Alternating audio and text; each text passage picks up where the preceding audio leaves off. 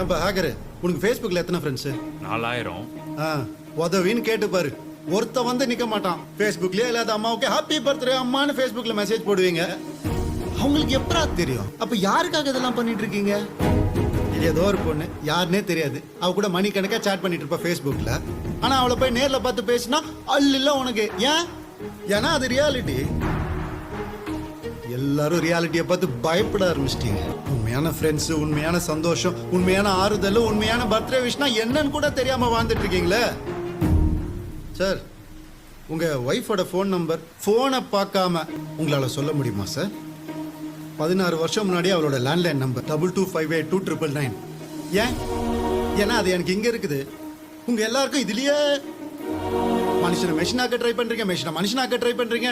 அதுதான் எனக்கு எதுக்குன்னே புரியல.